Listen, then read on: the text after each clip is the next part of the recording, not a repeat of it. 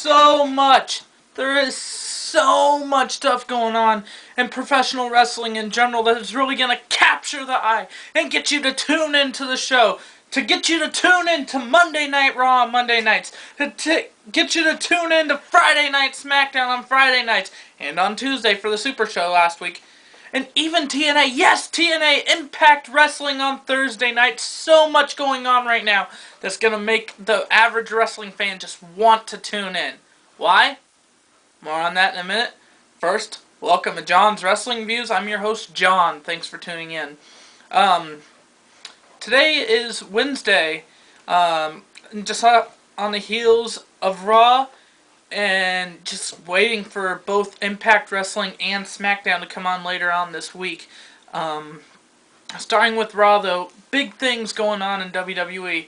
Triple H is the COO. CM Punk wants nothing to do with Triple H. Kevin Nash is thrown in there in the middle of it, not getting along with CM Punk, and not even getting along with who is supposed to be his best friend of Triple H. So then it was signed. Kevin Nash gets a contract from John Laurinaitis, and Triple H makes a match. Kevin Nash, CM Punk, Night of Champions, one-on-one. Wow, what a match. And I was building into it. Later that night, Nash attacks CM Punk after CM Punk already getting attacked by both R-Truth and The Miz. Well, if that's not enough, later on in the show, in fact, the very end of the show last week of Raw, Triple H calls CM Punk into his office. Triple H looks him in the eyes, says, "Your match with Kevin Nash for Night of Champions has been canceled. Oh, but don't worry. You still have a match at Night of Champions. Your opponent is me." The Game, Triple H, CM Punk, one-on-one Night of Champions. You know, neither one of them's a champion. Who cares? That's got the draw to really build the night even better, make it even a better pay-per-view. And you know, normally I'm all for the idea of a pay-per-view concept staying the same. And granted, yes, all the championships will be on the line at Night of Champions, all 6 of them. An average pay-per-view usually has 7 or 8 matches. Why not add a couple? And Triple H, who hasn't wrestled since WrestleMania against CM Punk, that's going to draw people in. You know, if you ask me, the 2 greatest matches of the year 2011 thus far is Triple H and The Undertaker at WrestleMania and CM Punk versus John Cena at Money in the Bank. Undertaker's out. He's pretty much retired within the company. He'll stay that way until next year's WrestleMania, where he'll have his retirement match. That's what it's looking like right now. John Cena is going off and facing Del Rio at Night of Champions. Should be a whatever match. Unfortunately, I'm putting my money on Del Rio this time. But that leaves Triple H and CM Punk. Both big caliber superstars can put on great matches. Let's throw them against each other. And then if things couldn't get even more heated up, Nash extremely upset at both men, with rightfully so with CM Punk, as they are having a big rivalry, with Triple H for taking Nash out of the championship match. Nash admitted to lying. Nash sent himself the text message at SummerSlam saying to sick the winner at SummerSlam of the John Cena CM Punk match, resulting in a powerbomb to Kevin Nash. Nash lying, saying he was in a motor accident when they were in Canada to get Triple H out of the building so he can distract CM Punk after Triple H had already kicked him out of the building. What does this lead to? Kevin Nash, you're fired, says the Game, Triple H. Triple H and CM Punk, Night of Champions. Triple H says, "I want this no DQ." Punk says, "That's fine. On one condition, though." Triple H says, "Name it."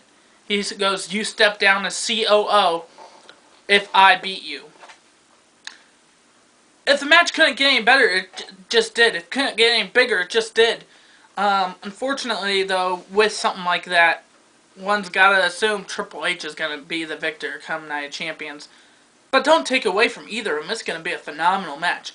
That's the big news on Raw. SmackDown, Mark Henry's just rising further and further up in the ranks. He is now #1 contender, facing Randy Orton at Night of Champions. You know, Mark Henry's on a roll here. Unfortunately, I think that roll is going to be stopped here in a little bit. Mark Henry, a future world champion? Definitely. Will he beat Randy Orton at Night of Champions? Questionable. My money's on Orton here. Should be a pretty decent match, though. And that's the Night of Champions picture.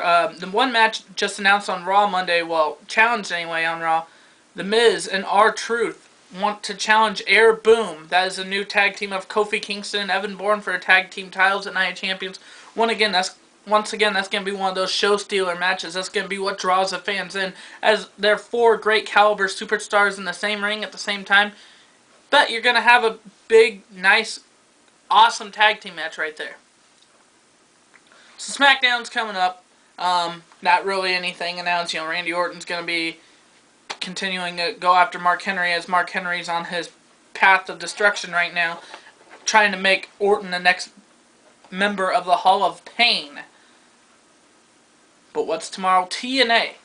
Now, what's so big about TNA? You know, you see the same thing over and over again, it seems like, to the average fan. Kurt Angle's a champion. Sting's wanting Hogan. Sting's wanting to kill the cancer of TNA, of Hulk Hogan. Well, Ric Flair comes back. Sting and Ric Flair on the 15th, I believe, of September. If Ric Flair wins, Sting retires, which makes a little sense to me, because Ric Flair had his retirement match a long time ago and lost, yet he still wrestles on occasion. But if Sting wins, he gets Hogan at Bound for Glory. It's a given here, folks.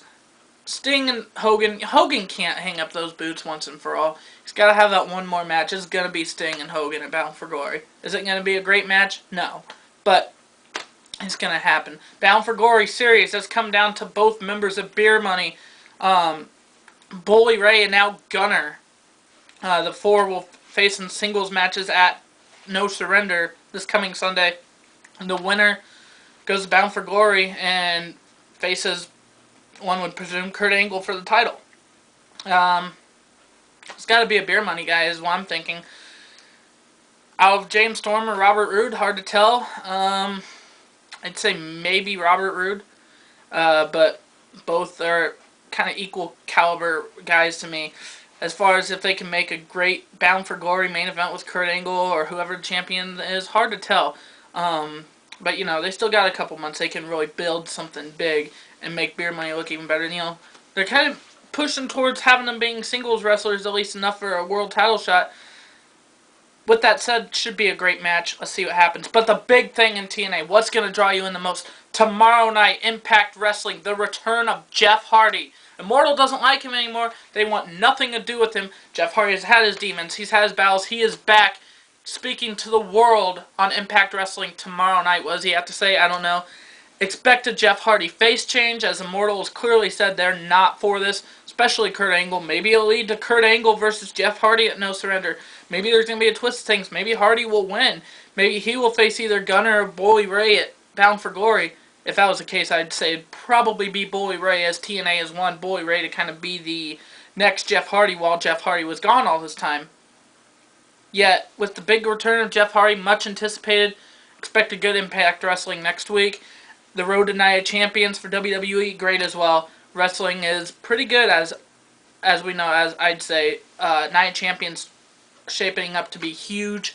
No Surrender, but Bound for Glory is the next step. Their WrestleMania. Now's the time to be watching wrestling. But that's all time I have for today. Once again, thanks for tuning in. I'm John. Have a good one.